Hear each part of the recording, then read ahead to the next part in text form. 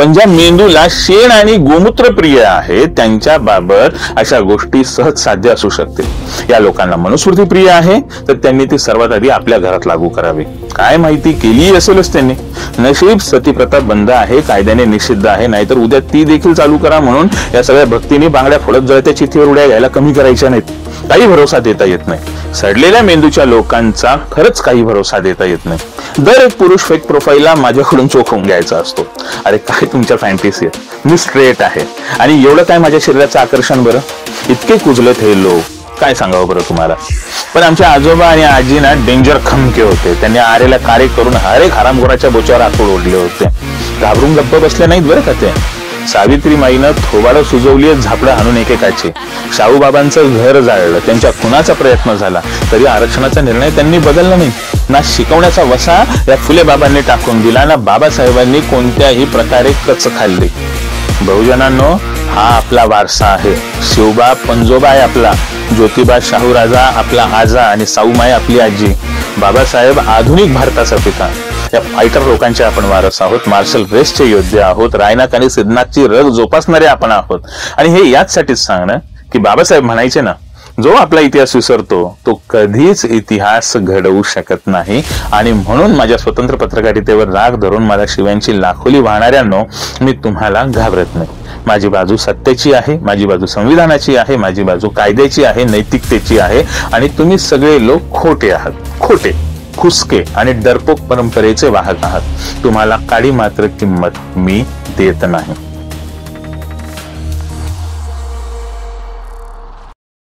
सत्य नागडं असतं, पूर्ण आरपार नागडं. आणि आपल्या डोळ्यांना नागडं पाहायची सवय नसते. आपल्याला तेच पाहायला आवडतं जे पाहताना आपण सुखावतो, शांत होतं. आपल्या मनासारखं झालं तर सगळं चांगलं, आपल्या मनाविरोधात झालं तर सगळंच वाईट. नकार पचवण्याची क्षमता गमावलेले लोक आपण बनलेलो आहोत. मी नेहमी म्हणत असतो, आपल्या देशाचं संपूर्ण सोशल स्ट्रक्चर अक्षरशः ढासळून टाकलेलं आहे आत्ताच्या सत्ताधीशांनी. आणि त्यांना साथ देताना आपण आपल्या देशाच्या सोशल हार्मनीचं जे रंगबिरंगी फॅब्रिक आहे ना, ते देखील आपण मुळापासून उसवून टाकलेलं आहे, जे आता परत कधीच नीट होणार नाही. त्याला कितीही ठिगळं लावली तरी त्याचा उपयोग आता शून्यच आहे. आणि एक दिवस हेच कापड फाटून द्वेषाच्या ठिणगीत अशी काही आग पकडेल की त्यात आपण सगळेच जळून खाक होऊन जाऊ बरं का, आपण सगळेच.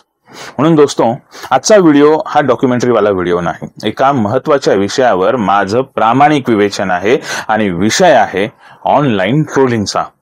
त्या विषयावरच मी साधक बाधकपणे का होईना पण महत्वाची चर्चा करण्याचा प्रयत्न करणार आहे.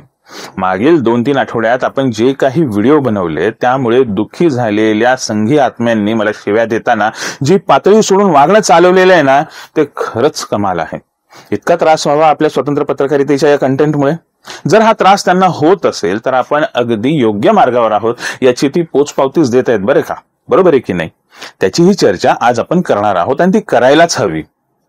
आपण सगळे सोशल मीडियावर ऍक्टिव्ह असतो. मग फेसबुक, इन्स्टा, ट्विटर, युट्यूब यासारख्या वेगवेगळ्या प्लॅटफॉर्म्सवर आपण आपलं मनातलं व्यक्त होत असतो. पण आता हे व्यक्त होणं ट्रोलिंगच्या लेवलवर गेलेलं आहे. सध्याच्या सत्ताधीशांच्या कृपेने ट्रोलिंग हा आपल्या रोजच्या जगण्याचा भागच बनलेला आहे. आणि त्याच अनुषंगाने बोलण्यासाठी आपण एक उदाहरण पाहूयात बरं का. एक उदाहरण, आपण एक शक्यता गृहीत धरूयात. ऐका, मजा येईल तुम्हाला बरं का ही शक्यता ऐकून. थोडंसं इतिहासात जाऊयात, अगदी क्रांतिबा ज्योतिराव फुलेंच्या काळात जाऊयात, म्हणजे आजपासून थेट 200 वर्षांपूर्वीच्या काळातच जाऊयात. असा विचार करूयात, जर क्रांतिबा ज्योतिराव बाबांच्या काळात हा सोशल मीडिया असता तर, जर हा सोशल मीडिया त्यांच्या काळात असता तर काय झालं असतं बरं? लोक कशी व्यक्त झाली असती बरं? याचा कधी आपण विचार केलाय का? आपण विचार करून पाहूयात. ज्योतिबांनी फेसबुक किंवा ट्विटरवर एखादा खरमरीत अखंड पोस्ट केला असता आणि त्याला जोडूनच त्यांच्या जळजळीत भाषेत टीकास्त्र देखील सोडलं असतं, तर त्याखाली नक्कीच तेव्हाच्या प्रतिगाम्यांनी, तेव्हाच्या सनातन्यांनी, तेव्हाच्या ब्राह्मण्य जोपासणाऱ्या मनुवाद्यांनी दणादण कमेंट करणं सुरू केलं असतं बरं का. एकदम दणादण. जसं, ओ पाववाले, तुम्ही बाटले, तुम्ही तुमच्या आंग्ल धर्माचं पहा की, आमच्या सनातन्यांमध्ये तुमचं काम काय? किंवा एखादा बोलला असता, शूद्रांनी आपापल्या लायकीत राहावं बरं. किंवा त्यापुढे जाऊन ज्योती पत्ता दे, नाहीतर हिंमत असेल तर वरच्या आळीत भेट. किंवा थांब, आज रात्री कोराडधारीच पाठवतो आम्ही तुझ्या घरावर. किंवा असंही म्हणाले असते, तू मॉर्निंग वॉकला भेट. किंवा असंही म्हणाले असते किंवा त्यांनी थेट फटवाच काढला असता, जो या शूद्रज्योतीचं शिर कलम करून काठीवर उभारून आणेल त्याला ₹1.25 बक्षीस दिला जाईल. किती? ₹1.25. आता हा भाग वेगळा. पैसे खर्च करायला जन्मजात कंजूस असणाऱ्यांकडून ₹1.25 देखील कधीच खर्च केला गेला नसता, ही वेगळी गोष्ट आहे. पण हा झाला सगळा कल्पनेचा भाग. तुम्ही म्हणाल हे असं खरंच झालं असतं का? वैभव लागलाय आता काही पण बोलायला. पण मी तुम्हाला काही गोष्टींची जरूर आठवण करून देतो की तेव्हा सोशल मीडिया नव्हता म्हणून ट्रोलिंग नव्हतं, मॉब लिंचिंग नव्हतं, असं काही नाही. तत्कालीन धर्ममार्तंडांचं वागणं हे त्याच लेवलचं होतं जे आता गायत तसंच सुरू आहे आणि त्यात कणभरही फरक पडलेला नाही. आपली साऊमाय लेकींना शिकवत होती, मुलींना शिक्षित करत होती, म्हणून याच पुण्यातल्या नालायक सनातन्यांनी साऊमाईच्या अंगावर दगड फेकली होती, तिला जखमी केलं होतं, तिला रक्तबंबाळ केलं होतं, तिच्या अंगावर शेण फेकलं होतं. साऊमाई आणि तिच्या सहकार्यांच्या मॉब लिंचिंगचे आटोकाट प्रयत्न देखील केले होते. जसं पुण्याच्या रस्त्यावर भर सकाळी निहत्या चालणाऱ्या डॉक्टर दाभोळकरांसारख्या माणसांवर सुपारी देऊन मारेकरी धाडले होते ना, अगदी तसेच मारेकरी साताऱ्याहून बोलावून ज्योतिबांवर धाडले होते कुऱ्हाडी घेऊन. पण ते ज्योतिबा होते डॉन माणूस. त्यांच्यावर धाडलेले मारेकरी नंतर त्यांचेच अंगरक्षक बनले होते. तर ही अशी ट्रोलिंगची कथा आणि व्यथा. दोस्तो, ट्रोलिंग, टीका आणि खिल्ली या तीनही गोष्टी परस्परांपासून प्रचंड भिन्न आहेत. ट्रोलिंग ही ठरवून केली जाते, यात समूहाची गरज असते. समूहाकडून एखाद्याचं ठरवून चारित्र्य हनन करणं म्हणजे ट्रोलिंग. टीका ही खूप अभ्यासू बुद्धीनं सारासार विचार करून केलेली समीक्षा असते. तर खिल्ली उडवणं हा सरळ विनोदी अंगानं प्रकट केलेला द्वेषभाव किंवा मत्सरभाव असतो. हा कायम एका व्यक्तीकडून थेट समोरच्या व्यक्तीसाठी केला जातो. या ट्रोलर लोकांना वाटतं की त्यांनी मला ट्रोल केलं की मी माझं काम करणं थांबवेल. खूप भ्रमात आहेत हे लोक बरं का. मला या ट्रोलिंग, खिल्ली उडवण्याच्या प्रकाराला अनेकदा सामोरं जावं लागलेले, अतिशय विकृत पद्धतींना तोंड द्यावं लागलेले. काय काय काढलं नसेल? अगदी घर, दार, काम, पैसे, माझं शरीर, सर्व काही काढलेले. खरं सांगू तर सुरुवातीला मला प्रचंड राग यायचा, हात सळसळायचे, वाटायचं की धरावं एकेकाला आणि मजबूत मारावं. पण कालांतराने राग शांत होत गेला. ट्रोलिंगचं, खिल्ली उडवण्याचं प्रमाण इतकं आता सार्वत्रिक झालंय की त्याचं साधारीकरणच होऊन गेलेलं आहे. आणि आता तर या ट्रोलिंगचा माझ्यावर थोडा सुद्धा परिणाम होईनासा झालेला आहे. खरं सांगतो, मला आजही या ट्रोलिंग करणाऱ्यांवर जराही राग येत नाही, कारण माझ्याकडे वाया घालवावा इतका रिकामा वेळ नाही. जो वेळ आहे तो ठरवलेल्या कामात गुंतवण्यासाठीच पुरा पडतोय. सोबत चालणारे लोकच इतके झालेले आहेत की विरोधातल्या ट्रोलर्सकडे लक्ष द्यायला सुद्धा उसंत नाहीये. आपण आपली कामं करत राहायची. फेल हो किंवा पास, पदरात अपयश पडो किंवा यश मिळो, काम करणं सोडायचं नाही. एखाद्या वेळेस पद्धती बदलून बघायच्या कामाच्या, जर अपयश आलं तर, आपल्या पदराचं अपयश पडलं तर, पण काम उभं करणं कधीच सोडायचं नसतं. कारण आपण जर व्यक्त होणं थांबवलं किंवा काम करणं सोडलं की समजून जा आपण ट्रोलिंगला आणि ट्रोलर्स लोकांना मनावर घेतलंच आहे म्हणून. आणि ते माझ्याकडून या जन्मात तरी होणं शक्य नाही. नमस्कार, खूप मनापासून स्वागत करतोय आपणा सगळ्यांचं. मी वैभव छाया. कारण सध्या तरी याच नावाने तुम्ही मला मागील 17 वर्षांपासून सोशल मीडियावर ओळखत आहात. पण थोड्या कालावधीच्या फरकानं मी फार वेगवेगळ्या नावांनी तुमच्या समोर येत असतो बरं का. कधी पप्प्या मुठमारे, तर कधी अब्दुल हमीद, तर कधी शिवराज तोर, तर कधी कोणत्या तरी वेगळ्याच नावानं तुमच्या समोर येत असतो. आजवर माझ्या फोटोचा वापर करून 23 फेक प्रोफाईल बनवल्या गेल्यात. रोज मला कोण ना कोण मेसेंजरमध्ये नव्या फेक प्रोफाईलची लिंक पाठवतच राहतं.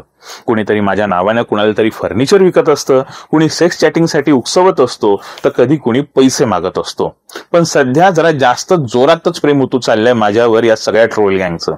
मी मगाशी म्हणालो तसं फेसबुक अकाउंट हॅक होणं, अकाउंटची डिजिटल अरेस्ट होणं, अकाउंटवरून पोस्ट टाकणं, मेसेंजर मधून कुणालाही पैशांची मागणी करणं असेल किंवा fake post, fake screenshots viral करणं असेल, या गोष्टी मला आता इतक्या सवयीच्या झाल्यात ना की आता तुम्ही विचारूच नका.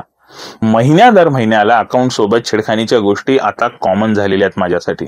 बरं, या सगळ्यांची पोलीस तक्रार करूनही काही फायदा नसतो, काहीच कारवाई होत नाही. 2 आठवड्यांपूर्वीचीच गोष्ट. काही कामानिमित्त मी नाशिकला गेलेलो होतो बरं का. तेव्हा माझ्या अकाउंटवरून एका मागोमाग एक पोस्ट शेअर झालेल्या मला आढळल्या, त्याचे नोटिफिकेशन्स आले. काही ठिकाणी कमेंट आढळल्या. 3-4 फेक प्रोफाईल्स माझ्याच फोटोला वापरून बनवलेल्या मला फॉलो करता झाल्या होत्या आणि त्यांचं नोटिफिकेशन देखील आलं. या सगळ्या गदारोळात मला माझ्या अकाउंटचा ऍक्सेस नव्हता. बऱ्याच प्रयत्नांनंतर मला तो ऍक्सेस मिळवता आला आणि नंतर ती पोस्ट मी करून ठेवलेली आहे. चॅट जीपीटीला एक प्रॉम्प्ट दिला तर माझ्याच शैलीत सगळं काही तयार करून द्यायला 10 सेकंद पुरेसे असतात. हे काही पहिल्यांदा घडत नव्हतं बरं का. मला आता कंटाळा आलाय म्हणून सहजच दुर्लक्ष होऊन जातं माझं या सगळ्या गोष्टींकडे. पण या वेळेला मात्र कहरच झाला आणि तो अजूनही चालूच आहे. माझं सोडा, मी तर साधाच माणूस आहे, पण पण ही वृत्ती काही आजची नाही, फार जुनी परंपरा आहे या नालायक लोकांची. जरा शांतपणे ऐकाच तुम्ही आता सर्वांनी आता बरं का. महाराष्ट्राचं आराध्य दैवत म्हणून येणाऱ्या कैक पिढ्या ज्यांना वंदनीयच मानतील अशा शिवछत्रपतींना राज्याभिषेक नाकारणारी नालायक अवलाद हे तुमचेच पूर्वज होते बरं का रे ट्रोल लोकांना. शिवरायांची शूद्र म्हणून संभावना करणारे लोक कोण होते हे मी तुम्हाला सांगायची गरज आहे का? नाही ना. हे तेच लोक होते ज्यांनी आजच्या काळात जिजामातेच्या चारित्र्यावर शिंतोडे उडवले होते. त्यांची नावं घेण्याची सुद्धा माझी इच्छा नाही, काळी मात्र इच्छा नाही. नरशार्दूल संभाजीराजांची कारकीर्द आणि त्यांचं अख्खं आयुष्य बदनाम करण्याचं षडयंत्र तर संभाजीराजांच्या हयातीपासून ते अगदी आत्तापर्यंत चालूच आहे की. इतकं विखारी ट्रोलिंग करून देखील तुम्हाला संभाजीराजांच्या नावाचा स देखील बदनाम करता आलेला नाही. काय काय नाही केलं बरं तुमच्या आदर्श असलेल्या सावरकरांनी, कानेटकरांनी किंवा त्या गडकऱ्यांनी. खंडीभर नाटकं लिहिली, डझनभर पिक्चर काढले, पुस्तकं लिहिली. प्रत्येक ठिकाणी संभाजीराजाला बाई आणि दारूच्या जाळ्यात ट्रॅप करण्याचा हरामी प्रयत्न करणारे हरामखोर लोक कोण होते हे मी तुम्हाला नव्याने सांगायची गरज आहे का? नाही ना. आपल्या शिवरायांचेच वंशज चौथे शिवाजी यांना वेड्या ठरवणारे कारकून कोण होते? कोणाच्या नावाने इंग्रज दरबारी तक्रारीचे दस्त होते? चौथ्या शिवाजीचा अकाली खून होण्यासाठी जबाबदार कोण होते हेही तुम्हाला सांगायची गरज आहे का? ते कुणाचे पूर्वज होते? बर्वे कोण होता याची उजळणी करायची गरज आहे का? महाराष्ट्रातल्या शिवशाहीचं पतन करून पेशवाई आणणारे कोण होते? पुण्याच्या मातीत जिथं जिजामातेनं सोन्याचा नांगर चालवला, पुण्याला सोन्याचे दिवस आणले, त्याच मातीत घटकंचुकीचे खेळ बनवणारे हे बाहेरखाली लोक कोण होते बरं? हिंदू हृदय सम्राट बाळासाहेब ठाकरेंचे वडील प्रबोधनकार ठाकरेंनीच सगळं नोंदवून ठेवलेले. हे मी काही म्हणत नाहीये, हे इतिहासात नोंदवलेलं आहे. म्हणून मी त्याची उजळणी परत करणं गरजेचं आहे का? नाही ना. राजर्षी शाहू महाराज, आधुनिक महाराष्ट्राचा पाया ज्या राजानं रचला त्या शाहू महाराजांना देखील तुमच्या बापजाद्यांनी सोडलं नव्हतं. शाहू महाराजांच्या ताकदीपुढे निभाव लागत नाही म्हणून कुजबूज करण्याचं काम करणारे लोक कोणत्या थराला गेले होते याची साक्ष इतिहास आजही देतोच आहे की. किती घाणेरडे, किती नको नको ते आरोप, किती नको नको त्या कुजबुजी, किती त्या शिव्या ज्यात सहज शाहूंचं नाव घेऊन शिव्या देण्याचे प्रकार आजही केले जातात. घसरगुंडीचे विनोद क्रूर पद्धतीने सांगितले जातात. शाहू राजांच्या आईचं निधन झालं तेव्हा आरक्षण दिल्याचा राग मनात ठेवून जुना राजवाडा कुणी जाळला होता हे अख्ख्या जगाने पाहिलेलं आहे. बाबासाहेब आंबेडकरांना काही कमी त्रास दिला होता का या लोकांनी? अनेकदा मारेकरी धाडले होते बरं का. बाबासाहेबांच्या चरित्र्याबाबत नको नको ती विधानं केली होती. त्यांना निजामाचा हस्तक म्हटलं गेलं, त्यांना इंग्रजांचा हस्तक म्हटलं गेलं होतं. बाबासाहेबांच्या आईचं आडनाव सपकाळ आणि बाबासाहेबांचं आडनाव मात्र आंबेडकर असं म्हणत भीमाबाई सपकाळांच्या चरित्र्यावर अतिशय घाण भाषेत शिंतोडे उडवणारा माणूस याच मातीत दुर्दैवाने जन्माला आलेला होता. त्याचं नाव देखील घ्यावं इतकी त्याची लायकी नाही. हे सगळं अशा काळात घडलं जेव्हा सोशल मीडिया नव्हतं. आज सोशल मीडिया आहे. तेव्हाही कुजबूज चालायची, शिव्या देणं चालायचं, अपमान केला जायचा. आपल्या मताविरोधात बोलला की आमच्या धर्मकार्यात लुडबुड करणारे तुम्ही कोण शूद्र असं म्हटलं जायचं. आज काय वेगळं होतंय सांगा बरं मग मला. स्वतःला प्रखर देशभक्त म्हणवणारे लोक सोशल मीडियावर पिसाळल्यागत सुटलेत. होय, पिसाळल्यागतच. कुत्र्याला रेबीज जेव्हा अनावर होतो तेव्हा तो कसं दिसेल त्याच्यावर भुंकत राहतो, मिळेल त्याला चावत राहतो, तशी गत सध्या सोशल मीडियावर सर्रास पाहायला मिळते. जो आपल्या मताविरोधात आहे, जो आपल्या मताचा नाही, तो देशद्रोही. ज्याला देशद्रोही म्हटल्यावरही तो त्याचं मत बदलत नाही अशांना चारित्र्यहीन म्हणण्याचा नवा शिरस्ता आपल्याकडे लोकमान्य झालेला आहे. शेवटी हे लोक देखील त्याच परंपरेचे वाहक आहेत. त्यांचीच मुलं, त्यांचीच नातवंड आज हे कुजबूज करतायत. कुजबूज करणं, शिव्या देणं हा त्यांचा पिढीजात धंदा आहे. आता फक्त प्लॅटफॉर्म बदललेला आहे. पूर्वी हे लोक पुस्तकं लिहायचे आणि आता हे लोक यांची नातवंड सोशल मीडियावर पोस्टी लिहितात, ट्विट करतात. यांचा पॅटर्न देखील सेम असतो. एकतर कधी स्वतःच्या नावाने यांच्या प्रोफाईल नसतात, काहीतरी भलतीच नावं घेऊन सोशल मीडियावर अवतरतात. तुम्हाला लाज वाटते का स्वतःच्या चेहऱ्याची? का हातभर फाटते तुमची? एवढी भीती बाळगून जर जगणार असाल तर कसं साकार होईल तुमच्या मनातलं एक धर्मी राष्ट्र? अशा डरपोकांमुळे राष्ट्र निर्माण होणार नाही, उलट डरपोकांची फौजच निर्माण होणार आहे. मी म्हटलं ना, मला तर सवय आहे बाबा अशा डरपोक लोकांची. 2011 ते 2014 या कालावधीत अण्णा हजारे नामक एका भंपक माणसाचे भक्त सुटले होते. नंतर अख्ख्या देशाला कळालं की अण्णांच्या भक्तीचा चोगा ओढून त्यामागे नेहमीसारखे संघी लोकच डरपोकपणे सगळ्या कुजबुजी आणि सगळे ट्रोलिंग चालवत होते. पण इतकं खरंय की 2011 ते 2014 या कालावधीत ते आजच्या सारखे इतके माझावर आलेले नव्हते. डुकरीण माझावर आली की कशी सैरवैर होऊन पळत राहते तिच्या बेदर्दी हंगामी मोसमात, तशी काही ही ट्रोल पिलावळ नव्हती बरं का तेव्हा माझावर आलेली. पण आता ती मात्र पूर्ण माझावर आलेली आहे. पण तुम्हा लोकांना आता सांगितलं तर विश्वास बसणार नाही, पण अतिशय हिनकस आणि क्रूर पद्धतीचं ऑनलाईन ट्रोलिंग मेकॅनिझम आधी इंडिया अगेन्स्ट करप्शनने 2009 पासून जन्माला घातलं होतं. आठवून पहा, त्यावेळेला आपण याहू वापरत होतो आणि जीमेलचं एकदम ओल्डर व्हर्जन वापरत होतो. या याहू आणि जीमेलवर येणारे ईमेल्स, ऑर्कुटच्या कम्युनिटीज, छोट्या मोठ्या वेबसाईट्स, ब्लॉग्स आणि दिवसाला 500 SMS फ्री असण्याचा तो काळ होता. रोज सकाळ संध्याकाळ way2 SMS किंवा 160x2 SMS सारख्या साईट्सवरून धडकणारे मेसेजेस होते. त्यासाठीचा अख्खा बॅकअप विवेकानंद फाउंडेशनने पुरवला होता. मनुष्यबळाची रसद प्रबोधिनी सारख्या संस्थांनी पुरवली होती. पैसा भाजपा आणि मनमोहन सिंग सरकारवर नाराज असलेल्या अंबानी अदानीने लावला होता. हे मेकॅनिझम इतकं सक्सेसफुल झालं की भाजपनं हे मॉडेल जसंच्या तसं किंवा त्याहीपेक्षा अधिक क्रूर आणि अजस्त्र पद्धतीनं 2012 पासून राबवायला सुरुवात केली आणि आज हे असं रूप तयार झालेलं. आज या ट्रोलिंगची लागण देशातल्या प्रत्येक माणसाला झालेली आहे. अगदी जिवंत झोंबी तयार झालेले आहेत. आपण तेवढे सत्य आणि बाकीचे सगळे असत्य आणि बाकीचे सगळे आपले दुश्मन म्हणून जो समोर येईल त्याला चावा, इतकाच प्रकार आता शिल्लक राहिलेला. 2004 साली मनमोहन सिंगांचं सरकार आलं आणि 2005 साली लगेच युथ फॉर इक्वॅलिटीचा जन्म झाला. नव्हे तर त्यांनी त्यांच्या कामाला सुरुवात केली होती, पण त्याने फरक पडला नाही. पुन्हा मनमोहन सरकार अधिक ताकदीनं 2009 साली निवडून आलं. मग 2009 मध्ये youth for equality India against corruption मध्ये कन्वर्ट झाली. फक्त यावेळेस फरक इतकाच होता की स्वतःची अशी कोणतीही विचारधारा नसलेले अनेक मूर्ख समाजसेवक, निर्लज्ज पत्रकार बोलतोय का, आणि निर्लज्ज संपादक आणि अनेक भ्रष्ट सनदी अधिकारी त्यांना जाऊन मिळाले. काहींचं भलं झालं तर काही परत आले. बरं, यातल्या सगळ्या ट्रोलर्स गँगला स्त्री आणि पुरुष या दोघांच्या जननेंद्रियांचं प्रचंड आकर्षण, बरं का, सेक्स्युअल ऑर्गनचं. दर एक पुरुष फेक प्रोफाईलला माझ्याकडून चोखून घ्यायचा असतो. अरे काय तुमच्या फॅन्टेसी आहेत, मी स्ट्रेट आहे आणि एवढं काय माझ्या शरीराचं आकर्षण. बरं, इतके कुजलेत हे लोक, काय सांगावं बरं तुम्हाला. कुजलेल्या मेंदूची मनोवृत्ती मनुस्मृतीच्या निर्दालनानं कशी बाहेर येते आणि ती स्वतःचा कंड शमवण्यासाठी कशी बलात्काराची वृत्ती सातत्याने बोलून दाखवते, हे जर पाहायचं असेल तर मागील 2 आठवड्यातील माझ्या फेसबुकच्या किंवा ट्विटरच्या कोणत्याही पोस्टवर जा. तुम्हाला एकापेक्षा एक अनेक भन्नाट कमेंट्स मिळतील. यातील बहुसंख्य लोक कोण आहेत हे त्यांच्या आडनावावरून आणि त्यांच्या आवडीच्या राजकीय पक्षांवरून सहज लक्षात येईल. पण मला खरी काळजी या पुरुषांच्या घरात राहणाऱ्या बायकांची जास्त करावीशी वाटते. काय लेवलला हे लोक आपल्या घरातल्या बायकांना वागवत असतील बरं, ते त्यांचं देवच जाणो. जर यांच्या घरात कधी भांडणं झालीच, बरं का, यांच्या घरात कधी भांडणं झालीच म्हणजे 2 भावांमध्ये किंवा बाप लेकांमध्ये, तर हे लोक घरातही एकमेकांच्या आई बहिणींवरच चढायची भाषा करत असतील का, किंवा तशीही कृती करत असतील का, अशी मला भीती वाटते बरं का. आणि खरं सांगू, या भीतीचा विचार करूनच मला अक्षरशः किळस येते. पण ज्या मेंदूला, ऐका शांतपणे, पण ज्या मेंदूला शेण आणि गोमूत्र प्रिय आहे त्यांच्या बाबत अशा गोष्टी सहज साध्य असू शकतील. या लोकांना मनुस्मृती प्रिय आहे तर त्यांनी ती सर्वात आधी आपल्या घरात लागू करावी. काय माहिती केली असेलच त्यांनी. नशीब सतीप्रथा बंद आहे, कायद्याने निषिद्ध आहे, नाहीतर उद्या ती देखील चालू करा म्हणून या सगळ्या भक्तींनी बांगड्या फोडत जळत्या चिथीवर उड्या घ्यायला कमी करायच्या नाहीत. काही भरोसा देता येत नाही. सडलेल्या मेंदूच्या लोकांचा खरंच काही भरोसा देता येत नाही. यातील 80% लोक तर फेक प्रोफाईलने वावरणारे आहेत आणि उर्वरित 20% लोक जसा हाडाचा कडीपत्ता आणि बोचा बेपत्ता टाईप शरीरयष्टीचे असतात ना, तसंच आहे. कसं व्हायचं या लोकांचं? शरीर आजारी आणि यांचा मेंदूही आजारी.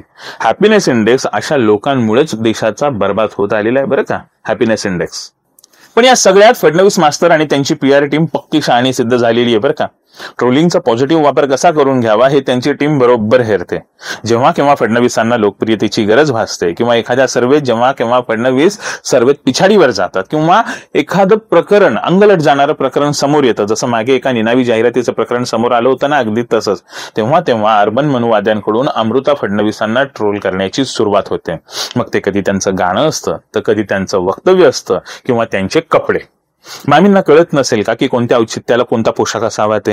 हुशार बाई आहे, एका बँकेची व्हाईस प्रेसिडेंट आहे, त्यांना कळत नाही का? त्यांना सगळं ठाऊक असतं. कपडे निवडण्याचा त्यांचा अधिकार आहे. पण अर्बन मनुवाद्यांचं त्यावर ट्रोलिंग करणं हे खूप नाटकी आणि बनावट असतं, एकदम खोटं. दरवेळेस हे इतकं करेक्ट निघतं की मामींना विरोधी कंपूकडून सहानुभूती मिळाल्या वाचून राहत नाही. मामी दरवेळेस मामूंसाठी धावून येतात. मी नेहमी खूप प्रेमानं सांगतो, मामूंच्या लाडक्या बहिणींनो, बरं का, हे ज्या सगळ्या भक्तिणी आहेत ना, तर या लाडक्या बहिणींनो, तुम्ही कधी तुमच्या मुलांसाठी बायको शोधाल आणि तुम्हाला सुना कराल ना, तेव्हा त्यांच्यासाठी अशीच मुलगी शोधा, एकदम अमृता मामींसारखी, तुमच्या मुलाच्या प्रत्येक अडचणीत पहाडासारखी उभी राहणारी, नवरा बायकोची पार्टनरशिप खऱ्या अर्थानं जगणारी, एकदम अभेद्य, पटकन एकमेकांसाठी उभी राहणारी. तरीही मी तेच सांगेन परत परत की कोणत्याही बाईचं चारित्र्य जर कपड्यांवरून ठरत असेल तर भर चौकात टॉवेलवर हिंडणारे आणि सेक्स्युअलिटीच्या नावाखाली उघडी छाती दाखवणारे पुरुष सर्वात जास्त चारित्र्यहीन आहेत बरं का. आणि त्या महिलांच्या कपड्यांवरून, त्यांच्या जेवण बनवण्यावरून ट्रोल करणारे पुरुष ट्रोल देखील तेवढेच नालायक आहेत. बरं, मामू म्हणजे मामा बरं का, कारण देवा भाऊ आज घडीला राज्यातल्या सर्व बहिणींचे लाडके भाऊ आहेत, म्हणून हा डिस्क्लेमर मी देतोय.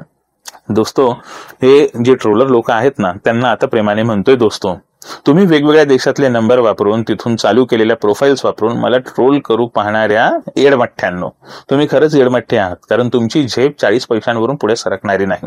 तुम्हाला 40 पैशाच्या मोबदल्यात अशी ट्रोलगिरी करून काहीतरी मोठं धर्मरक्षण केल्याचा ऑर्गॅझम मिळतही असेल, काहीतरी मोठं देशभक्तीचं कार्य केल्याचा फीलही मिळत असेल, पण तो सगळा भ्रम आहे.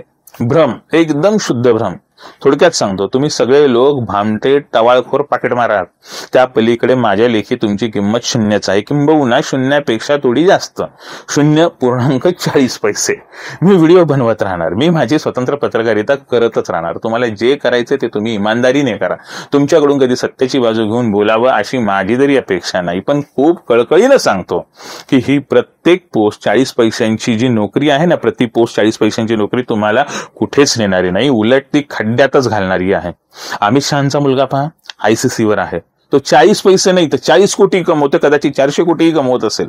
ओम बिर्लांची मुलगी पहा, काही अभ्यास केला नाही, डायरेक्ट लॅटरल एंट्रीना IAS बनलेली आहे. एक उदाहरण द्यायला गेलो तर तुम्हाला 1000 उदाहरणं मला देता येतील.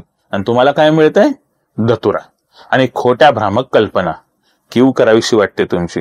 तुम्ही मला शिव्या देताना बिनधास्त द्या, मला त्याचा काही फरक पडत नाही. बघा, काही फरक पडलाय का? काहीच नाही. पण ह्याच शिव्या जेव्हा तुमच्या बायका, तुमची मुलं, तुमच्या मुली वाचतील ना, तेव्हा तुम्ही त्यांना काय उत्तर द्याल हे आत्ताच ठरवून घ्या. आता तो सोशल मीडिया कंटेंट क्रिएशनचं मोठं हब बनलेलं आहे. पूर्वी मीडिया वन वे कम्युनिकेशनचं साधन होतं, आपण फक्त ग्राहक होतो. आता स्थिती बदलली आहे. पॉलिटिकल मार्केटिंगमुळे प्रत्येक जण कंटेंट क्रिएटर बनलेला आहे. आणि हा नुसता कंटेंट क्रिएटर नाही बरं का, तर एका विशिष्ट राजकीय विचारधारेला वाहून घेतलेला कंटेंट क्रिएटर बनलेला आहे, असं आपल्याला आता स्पष्ट बोलावं लागेल. आणि त्यामुळेच प्रत्येक जण आपलंच घोडं पुढे दामटतोय. आणि या प्रोसेसमध्ये सर्व प्रकारच्या पातळ्या सोडून ज्या हीन दर्जावर आज लोकांचं व्यक्त होणं घसरलेलं आहे, ते पाहून एवढंच म्हणावंसं वाटतंय की आपण देश म्हणून प्रचंड मोठ्या धोक्यात अडकलेलो आहे. व्हिडिओच्या सुरुवातीला मी ज्योतिबा आणि सावित्रीबाईंच्या ट्रोलिंग बाबत एक कल्पनाविलास सांगितला होता. मला तो आठवतानाच अंगावर भीतीनं शहारा येत होता. पण आमच्या आजोबा आणि आजीना डेंजर खमके होते. त्यांनी आरेला कार्य करून हरेक हरामखोराच्या बोच्यावर आसूड ओढले होते. घाबरून गप्प बसले नाहीत बरं का ते. किंवा असंही म्हणाले नाही की बाबा शोभतं का आपल्यासारख्या शिकल्या सवरल्या माणसांना जाहीरपणे असं परंपरा विच्छेदन करणारं बोलणं. असं बोलून ते लपून बसले नाहीत बरं का नवरा बायको. सावित्रीमाईनं थोबाडं सुजवली, झापडं हाणून एकेकाचे. शाहूबाबांचं घर जाळलं, त्यांच्या खुनाचा प्रयत्न झाला, तरी आरक्षणाचा निर्णय त्यांनी बदलला नाही. ना शिकवण्याचा वसा या फुले बाबांनी टाकून दिला, ना बाबासाहेबांनी कोणत्याही प्रकारे कच खाल्ली. बहुजनांनो, हा आपला वारसा आहे. शिवबा पंजोबा आहे आपला, ज्योतिबा शाहूराजा आपला आजा आणि साऊमाई आपली आजी. बाबासाहेब आधुनिक भारताचा पिता. या फायटर लोकांचे आपण वारस आहोत, मार्शल रेसचे योद्धे आहोत, रायनाक आणि सिद्धनाथची रग जोपासणारे आपण आहोत. आणि हे याचसाठीच सांगणं की बाबासाहेब म्हणायचे ना, जो आपला इतिहास विसरतो तो कधीच इतिहास घडवू शकत नाही. आणि म्हणून माझ्या स्वतंत्र पत्रकारितेवर राग धरून मला शिव्यांची लाखोली वाहणाऱ्यांनो, मी तुम्हाला घाबरत नाही. माझी बाजू सत्याची आहे, माझी बाजू संविधानाची आहे, माझी बाजू कायद्याची आहे, नैतिकतेची आहे. आणि तुम्ही सगळे लोक खोटे आहात, खोटे, फुसके आणि डरपोक परंपरेचे वाहक आहात. तुम्हाला काडी मात्र किंमत मी देत नाही. हा व्हिडिओ मी फक्त माझी काळजी करणाऱ्यांसाठी बनवलेला आहे बरं का. दोस्तो, आपण आपलं काम करत राहूयात, सोबतीनं करूयात. तुमच्या सहकार्याची गरज आहेच, त्याशिवाय हे लढणं शक्य नाही. धन्यवाद. जय भीम, जय संविधान. आणि लवकरच भेटूयात नवीन विषयासह, नवीन डॉक्युमेंटरीसह आपल्याच चॅनलवर. तोपर्यंत पाहत राहा वैभव छाया टॉक्स. आणि जमेल तसं हे चॅनल लाईक, शेअर, सबस्क्राईब करायला इतरांनाही विनंती करा. धन्यवाद.